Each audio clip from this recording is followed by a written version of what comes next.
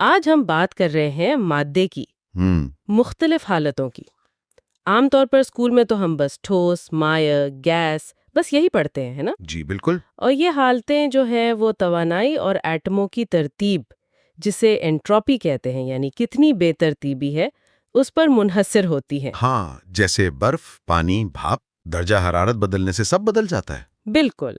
تو یہ جو معلومات ہے یہ ہمیں کچھ ملے جلے مواد سے ملی ہیں، کچھ نوٹس، کچھ مضامین، اور ہمارا مقصد آج یہ ہے کہ ان تین عام حالتوں سے ذرا آگے بڑھیں۔ جی، آگے بڑھ کر مادے کی کچھ ایسی شکلیں دیکھیں جو غیر معمولی ہیں، شاید حیران کن بھی. اور یہیں سے بات دلچسپ ہو جاتی ہے، کیونکہ سنا ہے کہ مادے کی صرف تین نہیں بلکہ 22 معلوم حالتیں ہیں، کم از کم 22۔ جی ہاں، کم از کم 22 دریافت ہو چکی ہیں. تو یہ جو تین بنیادی حالتیں ہیں، ٹھوس، مائع، گیس، یہ ہماری روزمرہ زندگی کے لیے تو بہت اہم ہے. ظاہر ہے۔ لیکن کائنات تو اس سے کہیں زیادہ، آپ کہہ لیں، پیچیدہ ہے. خاص طور پر جب حالات بہت شدید ہوں. شدید مطلب؟ درجہ حرارت بہت زیادہ ہو یا بہت کم، یا پھر دباؤ، پریشر وہ بہت زیادہ ہو، تو ان حالات میں مادہ بالکل مختلف روپ دکھاتا ہے. اچھا، تو پھر چوتھی حالت سے شروع کرتے ہیں، پلازما۔ یہ نام سنا سنا لگتا ہے۔ جی، پلازما، یہ ولیم کروکس نے 1879 میں دریافت کی تھی. تو یہ ہے کیا چیز؟ دیکھیں، آسان لفظوں میں یہ ایک انتہائی گرم گیس ہے. کتنی گرم؟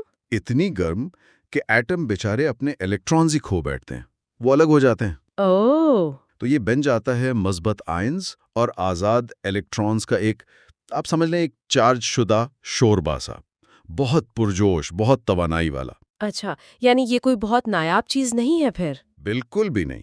یہ تو کائنات میں مادے کی سب سے عام حالت ہے. آسمانی بجلی جو کڑکتی ہے، ہاں قطبی روشنیاں، اورورا جو نظر آتی ہیں، جی جی۔ نیون سائنز، ویلڈنگ کرتے ہوئے جو چنگاریاں نکلتی ہیں، اچھا، اور ہمارا اپنا سورج، دوسرے ستارے، یہ سب زیادہ تر پلازما ہی تو ہیں. واہ! اچھا، اور اگر توانائی اس سے بھی زیادہ ہو، مطلب پلازما سے بھی زیادہ گرم، کوئی ایسی حالت بھی ہے؟ ہاں بالکل ہے. تب ہم پہنچتے ہیں ایک اور بھی زیادہ شدید حالت میں، جسے کہتے ہیں quark gluon plasma. Quark gluon plasma? یہ نام تو اور بھی عجیب ہے۔ جی، یہاں توانائی اتنی زیادہ ہوتی ہے کہ ایٹم کے مرکزے میں جو پروٹون اور نیوٹرون ہوتے ہیں نا، جی۔ وہ بھی اپنی شناخت کھو دیتے ہیں. وہ بھی سمجھیں پگھل جاتے ہیں. کیا پروٹون اور نیوٹرون پگھل جاتے ہیں؟ ہاں، اور وہ بکھر جاتے ہیں اپنے بنیادی اجزاء میں، یعنی کوارکس اور گلوونز میں. یہ ایک بالکل بھی بنیادی سوپ بن جاتا ہے. یہ تو یقین کرنا مشکل ہے۔ یہ کہاں ہوتا ہے؟ مانا جاتا ہے کہ یہ حالت کائنات کے بالکل آغاز میں تھی، جب بگ بینگ ہوا تھا اس کے صرف چند مائکرو سیکنڈ بعد. اوہ، بالکل شروع میں؟ جی، اور آج کل سائنسدان کوشش کر رہے ہیں کہ اسے لیبارٹری میں دوبارہ بنائیں. لیب میں؟ کیسے؟ بڑی بڑی مشینوں میں، جیسے سرن میں لارج ہیڈرون کولائیڈر ہے، یا امریکہ میں RHIC ہے. وہاں وہ ذرات کو تقریباً روشنی کی رفتار سے ٹکراتے ہیں، اچھا۔ تاکہ وہ ابتدائی کائنات جیسے حالات پیدا کر سکیں اور سمجھ سکیں کہ مادہ بنا کیسے، اس کے بنیادی اصول کیا ہیں. زبردست! اچھا چلیں، توانائی سے ہٹ کر اب ذرا دباؤ کی بات کرتے ہیں۔ اگر دباؤ بے انتہا بڑھا دیا جائے تو کیا ہوتا ہے؟ میں نے پڑھا تھا ڈی جنریٹ مادہ۔ بالکل، ڈی جنریٹ مادہ، جب دباؤ بہت بہت بہت زیادہ ہو، ناقابل تصور حد تک. کتنا زیادہ؟ کہاں ہوتا ہے ایسا؟ یہ ہوتا ہے مرتے ہوئے ستاروں کے مرکز میں، جیسے سفید بونے ستارے، وائٹ ڈوارفز، یا پھر نیوٹرون ستارے. اچھا۔ وہاں کشش ثقل اتنی زیادہ ہوتی ہے کہ وہ مادے کو کچل دیتی ہے. ایٹم اپنی عام شکل کھو دیتے ہیں، الیکٹرونز اپنے مداروں سے نکل کر ایک بہت چھوٹی سی جگہ میں پیک ہو جاتے ہیں. پیک ہو جاتے ہیں؟ جی، یہاں پھر کوانٹم فزکس کا ایک اصول، پاؤلی ایکسکلوژن پرنسپل، کام آتا ہے. وہ کہتا ہے کہ دو الیکٹرون ایک ہی حالت میں نہیں رہ سکتے. اوکے۔ تو وہ مجبوراً بہت زیادہ توانائی والی حالتوں میں چلے جاتے ہیں. مادہ انتہائی کثیف، یعنی ڈینس ہو جاتا ہے. سفید بونے ستارے، سوچ کر ہی عجیب لگتا ہے کہ مادہ اتنا دب سکتا ہے۔ لیکن ایک اور چیز ہے جس نے مجھے بہت حیران کیا، سپر آیونک آئس۔ ہاں، سپر آیونک آئس. یہ برف، 5000 ڈگری سیلشیس پر بھی ٹھوس رہتی ہے، یہ کیسے ہو سکتا ہے؟ ہے نا کمال کی بات؟ یہ ممکن ہے، لیکن شرط وہی ہے، دباؤ۔ کتنا دباؤ؟ ہمارے زمینی ماحول کے دباؤ سے تقریباً 20 لاکھ گنا زیادہ۔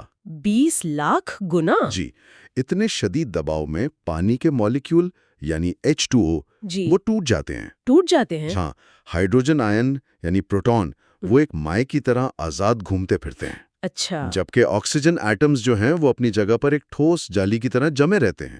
تو یہ ٹھوس بھی ہے اور مائع بھی ایک ہی وقت میں؟ بالکل، اسی لیے یہ اتنی عجیب اور دلچسپ ہے۔ سائنسدانوں کا خیال ہے کہ یہ ہمارے نظام شمسی کے جو برفانی سیارے ہیں نا، یورینس اور نیپچون، جی ہاں، ان کے اندر یہ حالت پائی جاتی ہے۔